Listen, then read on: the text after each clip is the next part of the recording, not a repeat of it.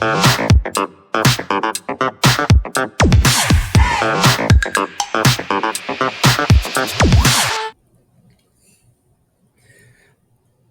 this video, we're going to be taking a look at the introduction to scientific measurement and significant figures. All right, so the first thing, whenever recording measurements, we always need to approximate one place farther than you can read from the lines. So what we're going to do is that we're going to take a really close look at different pieces of equipment, and we're going to essentially guess at what we think the next digit would be. Or otherwise, we're going to estimate the last digit. So taking a look at this ruler first, we are going to approximate the length for it. So our line is going to be right here.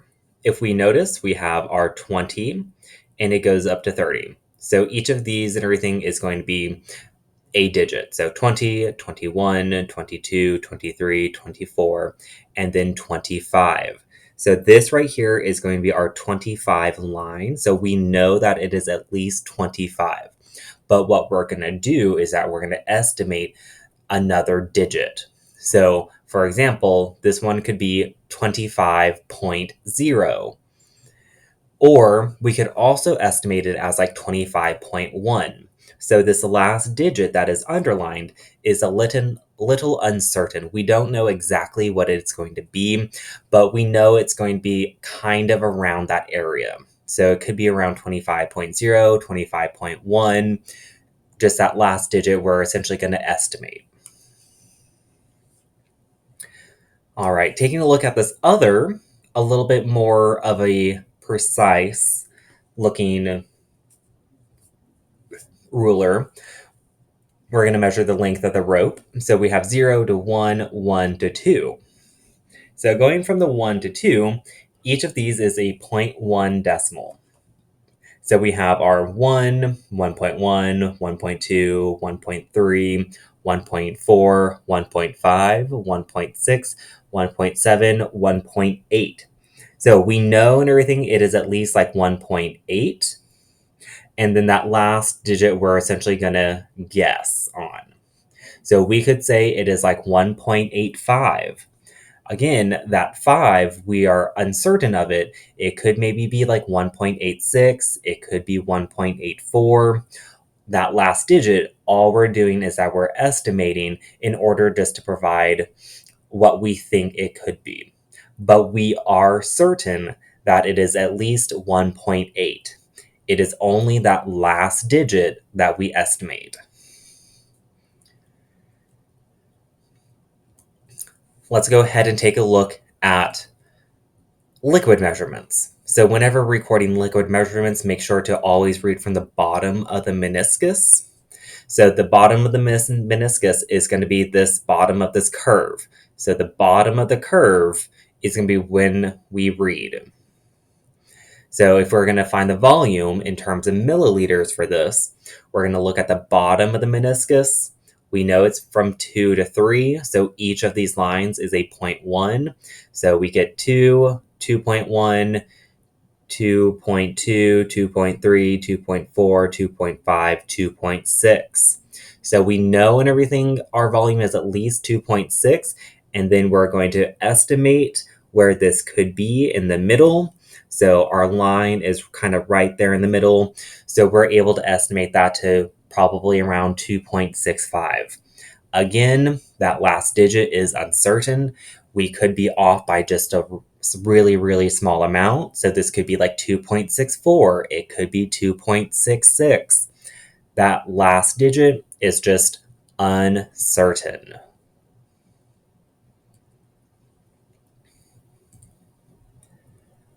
Let's go ahead and take a look at comparing. So first thing, which ruler do we think that is going to be a better measurement device? So if we look at ruler A, we see it goes from 10, 20 to 30, but there are no lines in between those numbers. Okay, but ruler B goes from 10 to 20 to 30 as well, but there are lines in between those numbers.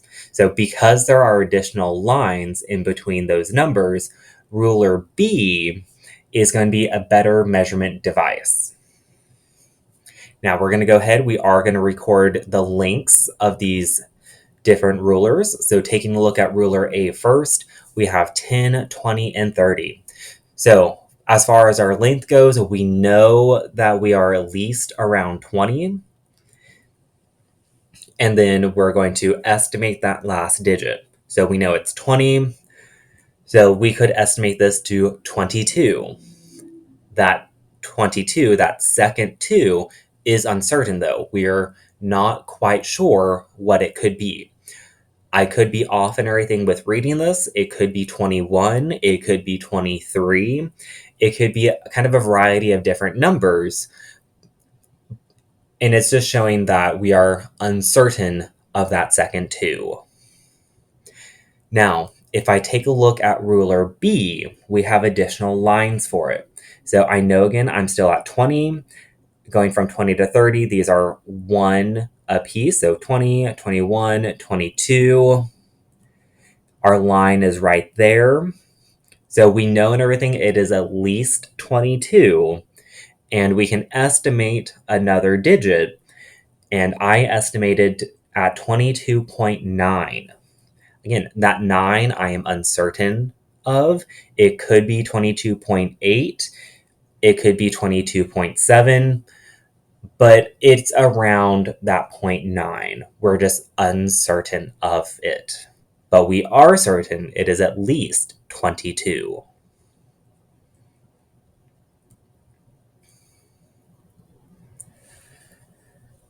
All right, so the big kind of ideas for this. So the more digits that we have is going to be meaning that we have more significant figures. So more of the digits are significant to us. They're more important. And the more significant figures we have, or the more digits we have, the better the measurement is going to be. So we really do want as many digits as possible, but that really depends on the measurement device. If we look back at ruler A and ruler B, ruler A didn't have any lines in between them. We were very uncertain about that digit, so we only know it was within like the 20th range. So it could be 21, 22, 23, around there. So the more lines that we have, the more digits we can have, the better the measurement will be. Now, this does and everything lead into the idea of significant figures whenever doing certain calculations. Whenever we look at significant figures with equipment, we'll do what we just did. However, a lot of the times we will provide you with different numbers and we'll need to figure out what the number of significant figures is, or to what point we're able to estimate with it. So these and everything are going to be the rules for our significant figures. So our non-zero integers or non-zero numbers are always going to count as significant. So this is going to be 1, 2, 3, 4, 5, 6, 7, 8, 9. All of those are going to be considered significant. The zeros get a little bit more involved. They're a little bit more confusing because we have 3 different kinds of zeros we can talk about. So our first one is going to be a leading zero. These and everything are going to be zeros to the left of all non-zero digits. These are most of the time in the form of a decimal. So in the measurement 0.0025, that 0.00 are going to be insignificant to us. So we are only concerned with the 2 and 5, which means we have 2 significant figures. Our second type of zero is going to be a captive zero. These are going to be zeros between non-zero digits. These do count as significant because we're not able to get rid of them.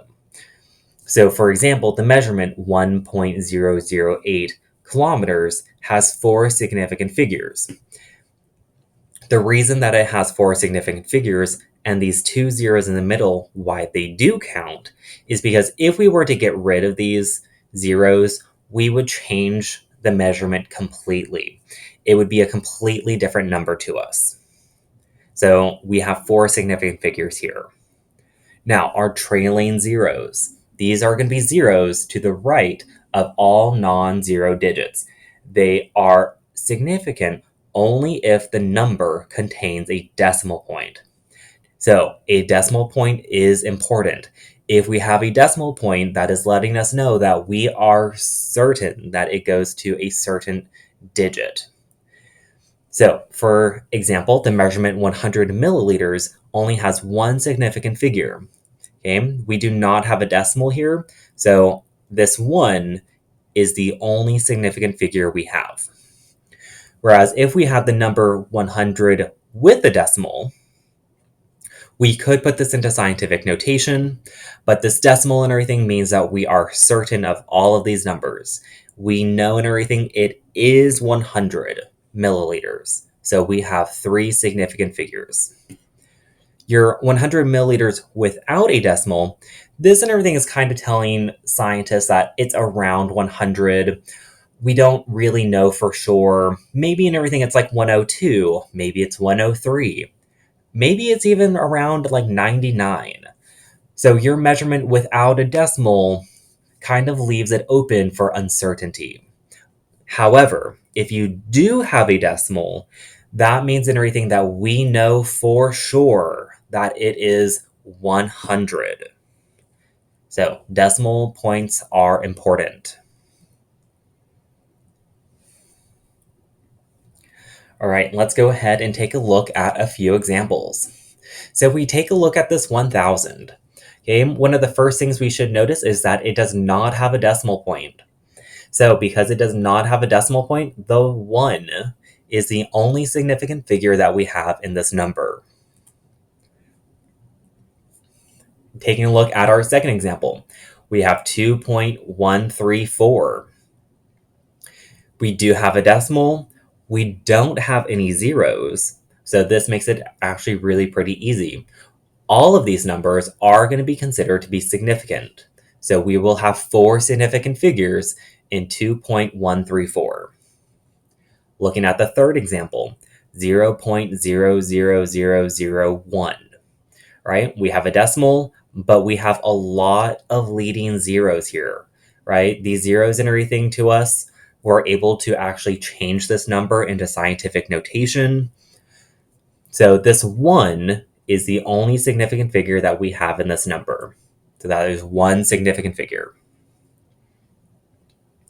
Taking a look at our 10,005. All right, so we do have zeros in this number, but they are captive zeros. Those are zeros between our non-zero numbers. So they're between our 1 and 5.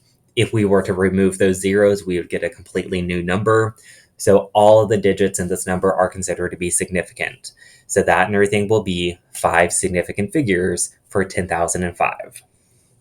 Taking a look at the last example, we have 1.000. Right? We do have a decimal. We are looking at these zeros over here. We are looking at them. Now they are going to be considered significant. And the big reason for that is that decimal. So that decimal and everything is telling us and other scientists that we know for sure that it is 1.000. That we know that it is that precise. So that is going to have 4 significant figures to it.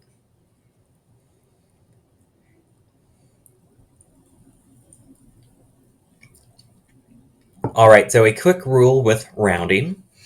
So remember that if the last digit remaining in a number is followed by a number that is less than 5, we round down.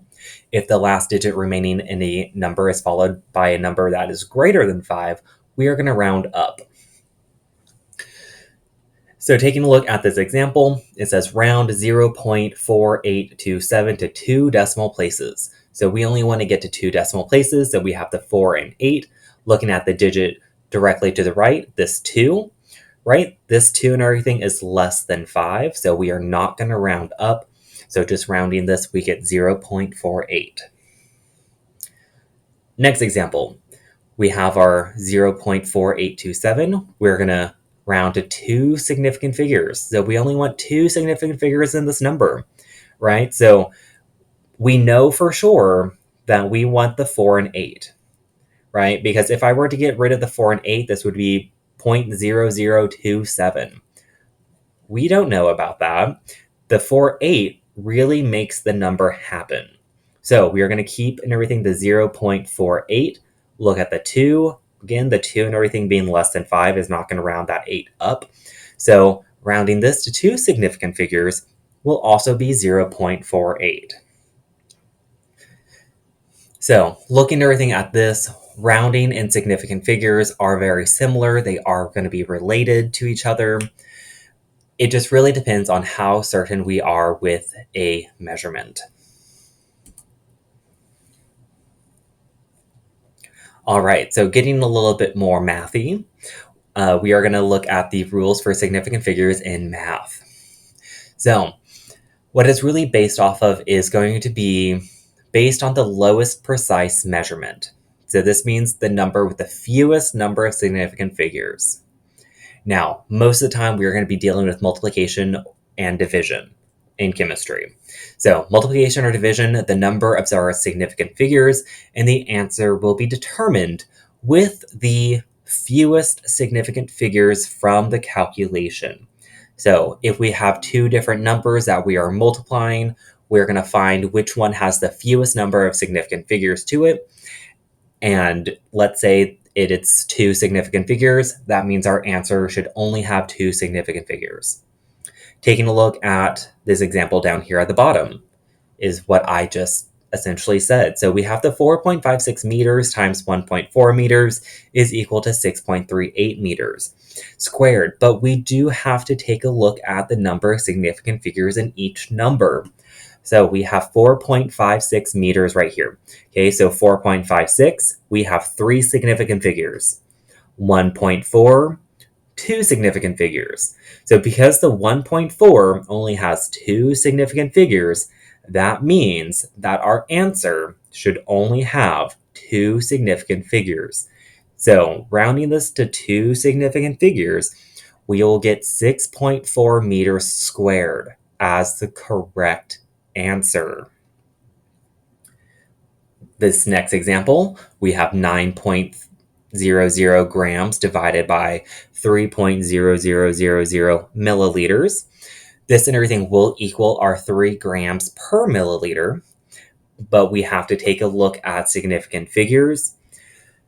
So our 9.00 has three significant figures to it. 3.0000, this has five significant figures in it. 9.00 is our lowest number of significant figures with 3. So our 3 grams per milliliter will actually need to have 3 significant figures in it, which means that it is going to be written as 3.00 grams per milliliter. Okay, so we need to make sure that whenever we do a calculation, that our number of significant figures matches up.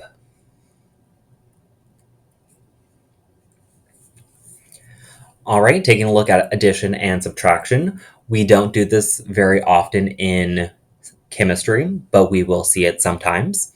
So the number of our significant figures and the result is going to be determined by the measurement with the fewest number of decimal places. So your addition and subtraction is all based off of the number of decimal places that you have. It'll be based off of whichever one is the fewest. So for example, we have 12.11 grams plus 18.0 plus 1.013. If we add all this into the calculator, we will get 31.123 grams. Now we need to take a look at the number of decimal places. Okay, our 12.11 has two decimal places to it, 18.0, one decimal place, 1.013 has three decimal places to it. So the 18.0 only has one decimal place to it, which means that we need to round this number to one decimal place. So we get 31.1 grams. All right. Now, we do also have something called exact numbers. So many times our calculations are going to involve numbers that were determined by what we call ultra-precise counting or experiments, such as the idea that 60 seconds is equal to a minute. Now, these numbers are going to be called exact numbers, and they are going to be assumed to have an infinite number of significant figures to them. Another way to think about exact numbers is that if you're counting people in a room, so for most classrooms, there should be around like 30 students, right? We're not going to have like 29.4 students. Where did the 0.4 come from, right? You're either a whole person or not. That and everything is going to be the idea of an exact number. So if you're able to count it of like whole items, that will be considered to be exact. A lot of times in science, we also have things called constants, and these constants are going to be ultra precise measurements that were found through repetitive experiments. And those and everything are going to be considered to be exact as well. All right, so let's go ahead and practice with a little bit of math. So for example 1, we have 5.000 meters times 6.00 meters. We should all know that 5 times 6 is going to be 30, but we need to take a look at the number of significant figures. So our 5.000 has 4 significant figures. 6.00 has 3 significant figures. Because the 6.00 only has 3 significant figures to it, our answer will also only have 3 significant figures, so 30.0 meters squared. And then just the reasoning behind that. So the 6.00 has 3 significant figures, so the answer will only have 3 significant figures. All right, taking a look at example 2. So a little bit more of a complicated example. We have our 6.671 times 3.001. That will all be divided by 0.03134 times 0.00120. Plugging this into the calculator, we shouldn't be able to solve for our 532,000. Now, the reason that this number looks like this is because of our number of significant figures. So if we take a look, the 0.00120 only has 3 significant figures, which means our answer should only have 3 significant figures as well. So these numbers and everything behind here do kind of exist in the calculator, but whenever we are concerned with significant figures, we want to make sure and everything that we're going to keep and everything our top 3 significant figures and keep that consistent. Taking a look at example number 3, we have the 5.5807 divided by 2.00 times 10 to the first. So that 2.00 times 10 to the first is going to be scientific notation. We are able to plug that into the calculator, and what we get is 0.279. Now, the 2.00 times 10 to the first is in scientific notation, so we only take a look at the 2.00. And the 2.00 has 3 significant figures, so our answer only has 3 significant figures. Taking a look at the last example is 999.0 grams plus 0.47 grams. We are able to add those together. And looking at significant figures, we are going to get 999.5. All right, the 999.0 only goes to 1 decimal place, so that means that the answer should only go to 1 decimal place. And that is going to be how we take a look at our significant figures for multiplication, division, addition, and subtraction.